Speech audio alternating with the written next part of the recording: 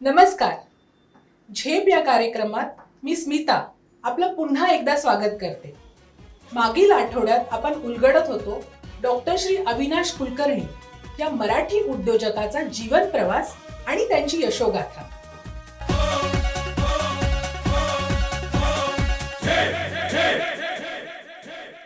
आपल्या शिक्षणाला, बौद्धिक क्षमतेला योग्य तो वाव व संधी मिळावी यासाठी आपण अमेरिका, UK, ऑस्ट्रेलिया अशा प्रगत देशात जात असतो. ते देश म्हणजे तेथील लोक आपल्याला उत्तम करिअर, स्थैर्य, ऐशोआरामाचं जीवन देतात. पण ते देताना आपल्याकडून त्यांना काय फायदेशीर ठरेल याचा विचार करून मगच देतात. अविनाशजींच्या बाबतीत अभिमानाची गोष्ट ही आहे की अमेरिकेने जे काही अविनाशजींना दिलं त्याचप्रमाणे अविनाशजींनीही आपल्या बुद्धिमत्तेच्या क्षमतेवर त्या देशाच्या तंत्रज्ञानात भरपूर योगदान दिलेलं आहे. वेस्टिंगहाऊस इलेक्ट्रिक कॉर्पोरेशनमध्ये मला सिनियर रिसर्च इंजिनियर म्हणून नोकरी मिळाली 1971 डिसेंबरपासून. माझा पहिला असाइनमेंट होती एक्स्ट्रॅक्शन ऑफ टंगस्टन फ्रॉम ओअर्स. तर टंगस्टन हा लॅम्प इंडस्ट्रीसाठी अतिशय महत्त्वाचा विषय आहे. आणि वेस्टिंगहाऊस अजून पण टंगस्टन विकत घेत होतं, तर त्यांना वाटलं की आपण स्वतःची प्रोसेस डेव्हलप करावी म्हणून मला त्यांनी घेतलं होतं. हा प्रोजेक्ट मला कोणी दिला नव्हता, मी स्वतःहूनच घेतला. आणखी मला 6 महिन्यात एक नवीन पॅटंटची आयडिया आली आणि ती प्रोसेसला वेस्टिंगहाऊसला पॅटंट मिळालंच. पण पूर्ण संबंध लॅम्प इंडस्ट्रीमध्ये GE, सिल्व्हानिया सर्वांनी ती पॅटंट एक्सचेंज करतात. म्हणजे ह्या कंपन्या, मोठ्या मोठ्या कंपन्या पॅटंट्स मिळवतात आणि मग एक दुसरे ते पॅटंट एक्सचेंज करतात. तर असं करून that has become the most standard process of extracting tungsten from waste acid. हा पहिला माझा सक्सेसफुल प्रोजेक्ट होता. त्यानंतर त्या बाजूला आपलं टंगस्टन एक्सट्रॅक्शनचं काम चालूच होतं. मोलिब्डेनमचं प्रोसेस एकदम इस्टॅब्लिश झाली आणि त्यांनी एकदम म्हणजे इंडस्ट्रीमध्ये एक फार नवीन प्रकार होता हा. तर त्यानंतर माझं लक्ष तिथे लॅम्प्सकडे गेलं. कारण लॅम्प कंपनी म्हणजे तुम्ही तिथे हॅलोजन लॅम्प बघितले, तर ते हॅलोजन लॅम्पची नवीन पद्धती तर मला कल्पना आली आणि मी एक्सपेरिमेंट करायला सुरुवात केली. खरं म्हणजे मला हा प्रोजेक्ट नव्हता, पण जे मॅनेजरला मी सांगितलं की मला अशा आयडियाज आहेत, तर ते म्हणाले चल गिव्ह इट अ ट्राय. आणि तो प्रोसेस अतिशय सक्सेसफुल निघाली. आणि त्यामुळे वेस्टिंगहाऊसला स्टेजेस स्टुडिओ लॅम्प जे त्यांना त्यांच्या प्रोसेसने तयार करता येत नव्हते ते आम्ही तयार केले आणि त्याच्याबद्दल आम्हाला वेस्टिंगहाऊसला पॅटंट्स पण मिळाले. एक गोष्ट मला सारखी वाटायची की हे जे पॅटंट्स करतात आहे अमेरिकेमध्ये, ह्याचा भारतात उपयोग करता येईल का. मी पॅटंट अटॉर्नीला विचारलं की तुम्ही भारतात पॅटंट करता काय. तर न, we don't bother about India, we do patents in Taiwan, Singapore, Korea, Japan. चांगलं आहे की आपल्याला हे पॅटर्न आपल्याला दुसरीकडे वापरता येतील. तर हे एक नवीन सुरुवात झाली. म्हणजे मी लॅम्पमध्ये काम करायला सुरुवात केली. माझ्या पहिल्याच ह्याच्यामध्ये मला त्याच्यामध्ये चांगलं यश आलं. एकूण लॅम्प टेक्नॉलॉजीमध्ये जे काही मी शोधकाम केलं त्याचं कंपनीला 3 पॅटंट्स मिळाले. एक टिन टेट्राआयोडाइडचं, एक मर्क्युरी ब्रोमाइडचं आणि अशा 3 लॅम्प्स रिलेटेड पॅटंट्स मिळाले. त्यानंतर माझं एक्स्ट्रॅक्टिव्ह मेटलॉजीमध्ये काम सुरूच होतं. तर वेस्ट ॲसिड आणि मोलिब्डेनम तुम्हाला सांगितलंच. त्या पलीकडे टंगस्टन एक्स्ट्रॅक्शनमध्ये पण नवीन जे शोध लावले त्याचं असे एकूण 5 पॅटंट्स मिळाले. पण तिथे पॅटंट मिळाल्यावर तुम्हाला तुमचा सत्कार केला जातो. तुम्हाला तुमचा व्हाईस प्रेसिडेंट, तुमचा बॉस तुम्हाला लंचला घेऊन जातात आणि तुम्हाला एक छोटीशी अशी एक भेट दिली जाते, which is a memento, which tells you that you are an inventor and we recognise you as an inventor. अविनाशजींचं 14 ते 15 वर्ष वास्तव्य अमेरिकेत होतं. तेथेच त्यांनी PhD मिळवली व सिनियर संशोधक म्हणून काम करत होते. साहजिकच त्यावेळी त्यांचं वय लग्नाचंही होतं. असं आहे ना की आपण जेव्हा एखादा माणूस विवाहित आहे असं म्हणतो तेव्हा हे लक्षात घ्यायला पाहिजे की त्याच्या जीवन प्रवासात त्याची अर्धांगिनीही आहे. त्या माणसाच्या सुखदुःखात, यशात त्या अर्धांगिनीचा वाटा आहे. म्हणूनच विवाहित माणसाच्या जीवन प्रवासात त्याचं लग्न हा एक महत्त्वाचा अध्याय ठरतो. लग्नाविषयी बोलायचं म्हटलं तर मला 5-6-7 वर्ष मागे जावं लागेल. जेव्हा मी कलकत्त्याला नोकरीला रुजू झालो त्यावेळेला महाराष्ट्र निवासात मी जेवायला जायचो आणि तिथेच वीणा करकरे नावाची मुलगी होती जी फार लहान होती, त्यावेळेला 14-15 वर्षाची होती. मी कधीही त्याशी कधी बोललो नाही 2-2.5 वर्ष, पण ती माझ्या सतत डोक्यात होती. तर जेव्हा क्लिव्हलंडला नोकरी लागली कॅनिकॉट कॉपरमध्ये 1 वर्ष नोकरी झाली, त्यानंतर मी हिंदुस्थानात 1969 साली लग्नासाठी आलो. तेव्हा कलकत्त्याला कळवण्यात आलं की मी येतोय आणि त्याबरोबर वीणा, तिचे आई वडील तिला मुंबईला घेऊन आले कलकत्त्याहून आणि तो चहा पोहेचा कार्यक्रम झाला. आणखी मॅच फिक्सिंग होतं, तिला माहीत नव्हतं कारण ती मला ओळखतच नव्हती. एनिवे आमचं लग्न ठरलं.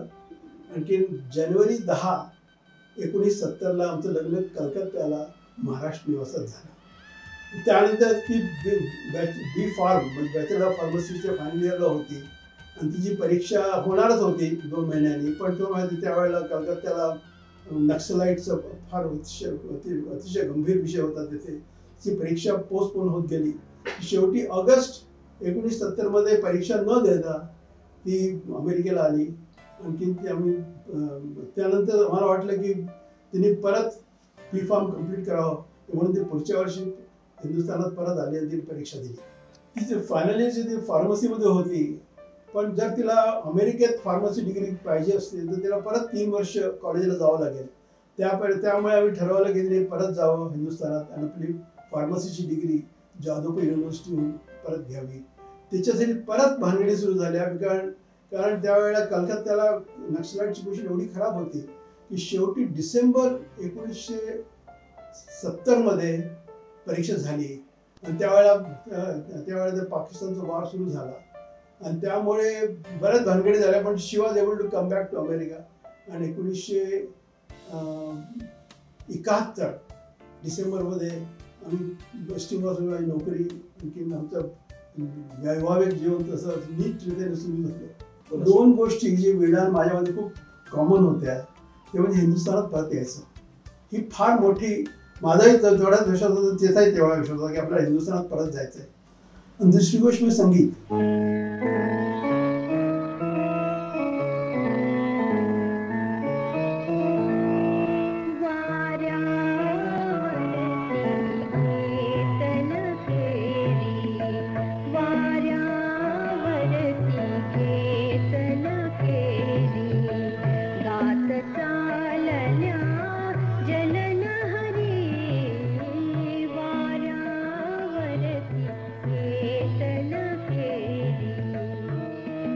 पण हिंदुस्थानात आल्यानंतर आम्ही दोघं घरी मला म्युझिक शिकवायला गोडबोले सर यायचे. गोडबोले सर आमच्याकडे अजूनही येतात. ते 35 वर्षापासून आमच्याकडे येतात. पूर्वी ते मुलींना शिकवायचे, वीणा शिकवायचे. आता मी एकटा आहे तर ते आठवड्यात अजूनही एकदा येतात, गुरुवारी मला शिकवायला येतात. अजूनही आमचं संगीत लेसन्स चालू आहेत.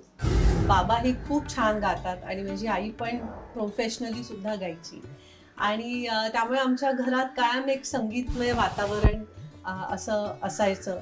आणि कुठलाही सण असेल, वाढदिवस असेल की सगळे एकत्र जमायचे आणि मैफिल आमची जमायची. आम्ही कुठे सुट्टीला गेलो तरी आमच्या गाण्याच्या वह्या घेऊन जायचो.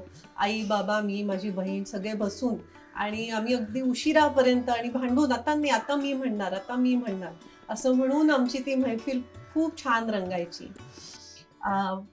आई आणि बाबा दोघेही जरी गायक असले तरी त्या दोघांची पट्टी खूप वेगळी होती. कारण माझ्या आईचा आवाज थोडा खालच्या पट्टीतला होता आणि माझे बाबा खूप उंच स्वर गाऊ शकतात. त्यामुळे त्यांना खूप शोधून अशी गाणी काढावी लागायची जे ते दोघं एकत्र गाऊ शकायचे.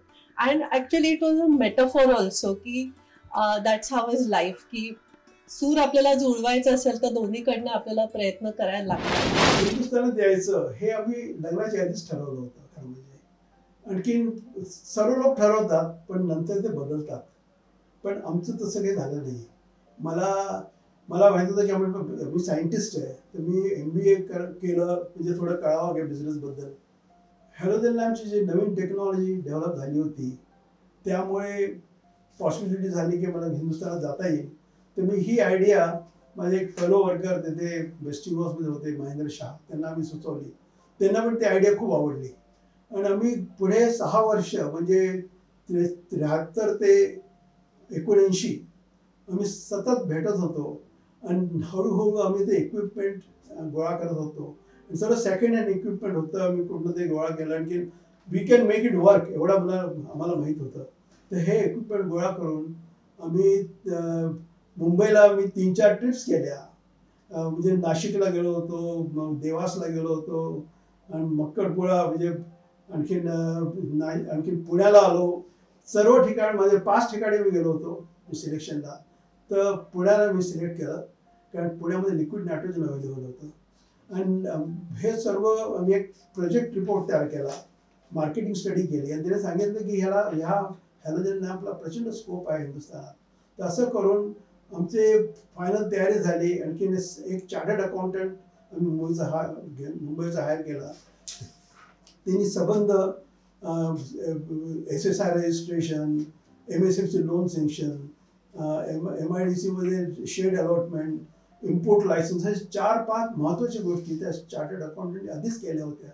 79 मध्ये जेव्हा परत आलो तेव्हा ह्या 4 महत्त्वाच्या गोष्टी तयार होत्या. आणि तरीसुद्धा पहिला लॅम्प करायला आम्हाला वर्ष लागलं.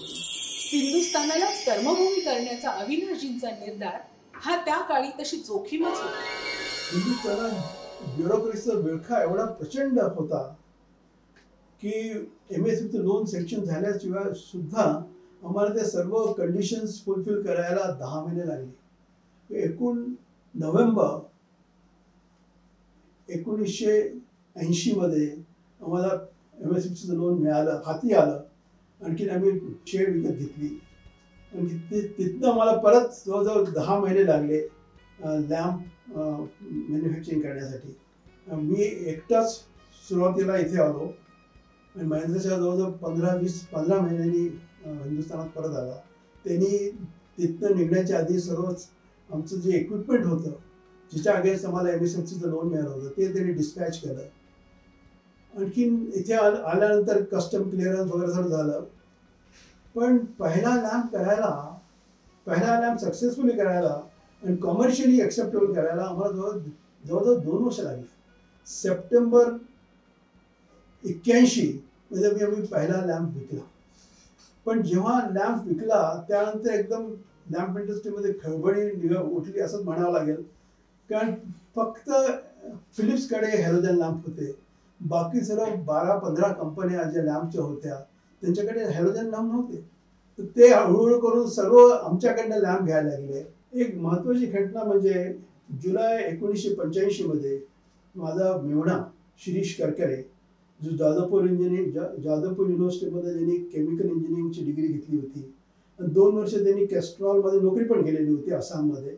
तर तो पुण्यात आला आणि त्याने लायटेक्स जॉईन केलं ॲज अन एक्झिक्युटिव्ह डायरेक्टर आणि तो अजून पण आहे. आणि त्याच्यामुळे मला खरंच बरंच रिलीफ मिळाला कारण मला ह्या अकाउंट फायनान्स ह्याच्यामध्ये मला फारसं इंटरेस्ट होता आणि त्याला ह्याच्यामध्ये चांगला इंटरेस्ट होता आणि त्याला चांगलं कळत होतं. So I could focus on technology and technical aspect and he could handle the business aspect. त्यामुळे आमची दोघांची जोडी अजूनपर्यंत गेल्या 40 वर्षातून टिकली आहे. अविनाशजीचं व्यक्तिमत्व इतकं व्हेरिड आहे की एक शब्द त्यांच्याकरता वापरणं हे फार अवघड आहे, पण जर का वापरायचंच झालं तर त्यांना आपण ब्रिलियंट हे आपण म्हणू शकतो. त्यांचा जो पकड आहे ऑन सायन्स आणि टेक्नॉलॉजी, त्याचे उपयोग त्यांनी नुसतं अकॅडमिक किंवा संशोधनामध्ये न सीमित ठेवता त्यांनी ते इनोव्हेशन आणि ऑन्टरप्रिनरशिप याच्यामध्ये जास्त त्यांनी त्याचा उपयोग केला आणि त्यामुळे ते उद्योग क्षेत्रात फार चांगल्यापैकी ते चमकले. सतत काहीतरी नवीन काढणं, सतत काहीतरी नवीन प्रोडक्ट आणणं किंवा नवीन प्रोसेस तयार करणं हे सतत चालू असतं. He is a bundle of energy and ideas आणि ते त्याच्या आजूबाजूला त्यांचे जे कोणी त्यांच्या संलग्न झालेले आहेत त्यांचं ते एक स्फूर्तीस्थान आहे. बाबांनी वडिलांची भूमिका खूप जाणीवपूर्वक निभावली. वेळोवेळी आम्हाला योग्य ते मार्गदर्शन केले, त्यास आमच्या पाठीशी उभे राहिले आणि प्रसंगी आम्हाला चांगले रागवले सुद्धा. आमच्या आयुष्यात शिस्त ही त्यांच्यामुळेच आली आणि त्यांची ही सगळी शिकवण आम्हाला आयुष्यात खूप खूप उपयोगी ठरली.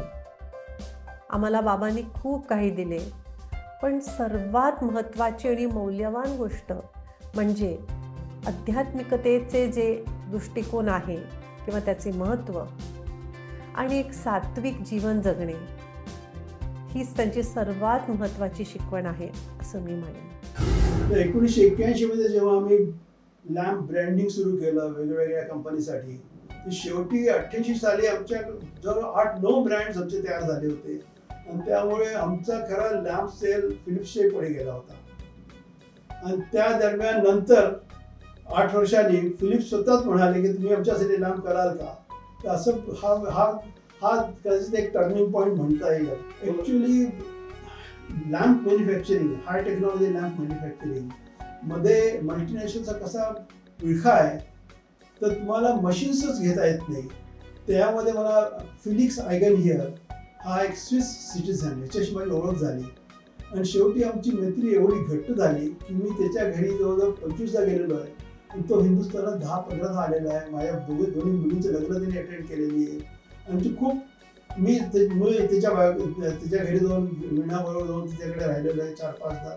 तर असं करून आमचे खूप जवळचे संबंध आहे आणि त्याच्यामुळे खरंच आम्हाला लॅम्प मॅन्युफॅक्चरिंग करता आलं असं म्हणायला की अतिशयोक्ती होणार नाही.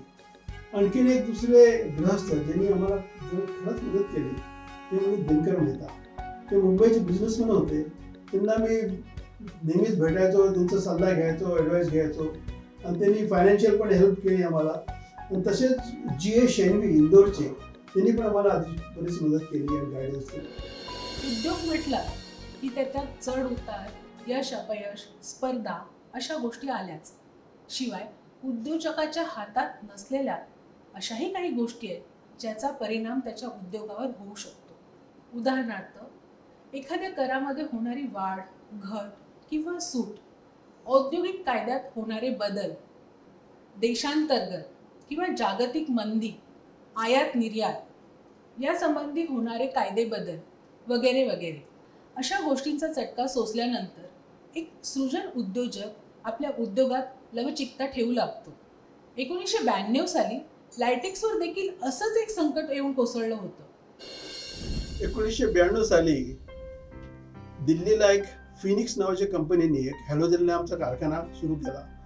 It was in collaboration with Japanese collaboration आणि त्यांची कॅपॅसिटी आमच्यापेक्षा 10 पट 20 पटींनी जास्त होती.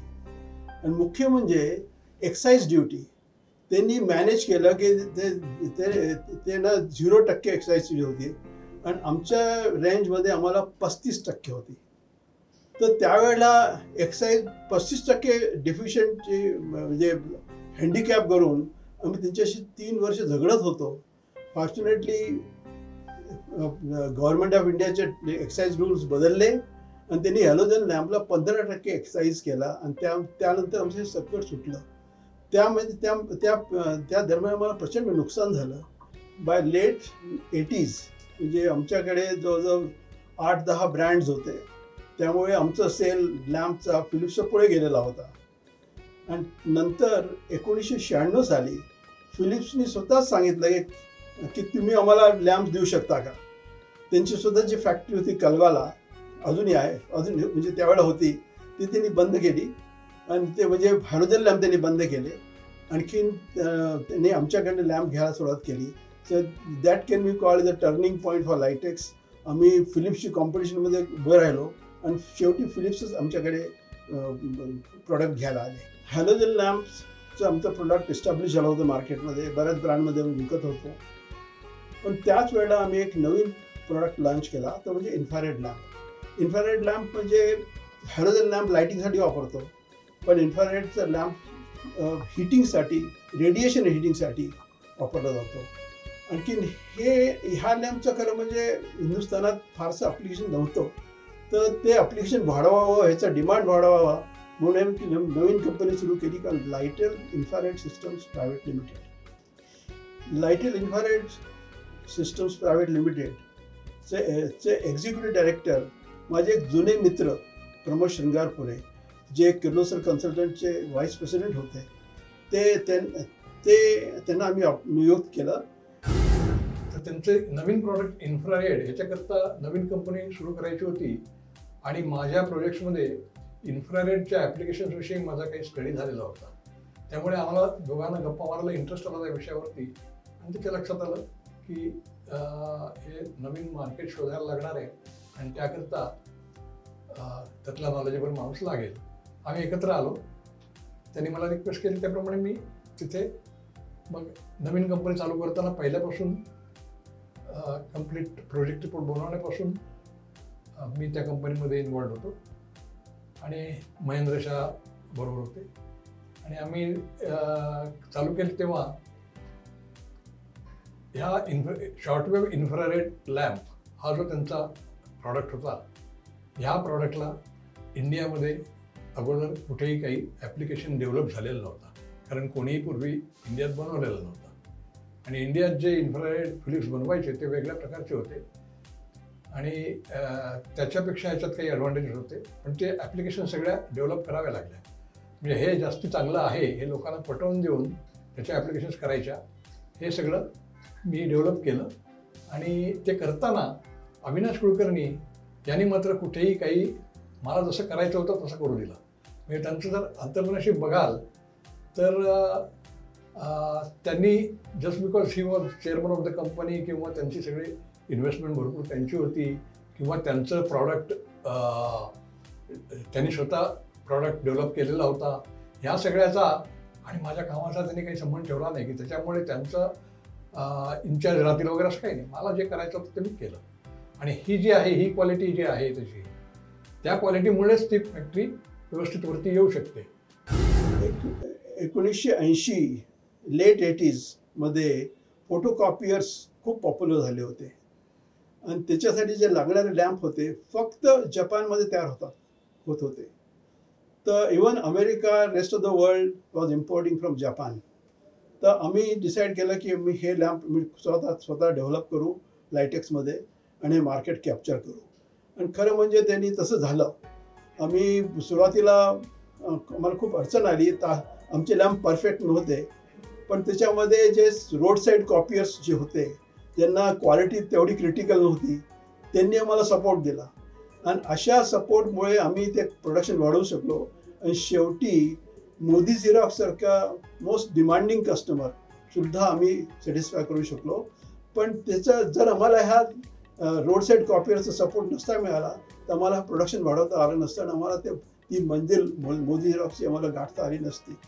तर ह्याच्यामुळे हेही सिद्ध होतं की तुम्हाला तुमच्या इनिशियल स्टेजमध्ये सपोर्ट लागतो आणि तो सपोर्ट आम्हाला ज्या रोड साईड कॉपियर्सने दिला, त्यामुळे आम्ही हा प्रोडक्ट सक्सेसफुली लॉन्च केला.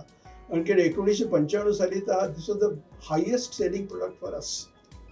आम्ही जवळजवळ 100 लॅम्प डेव्हलप केले होते.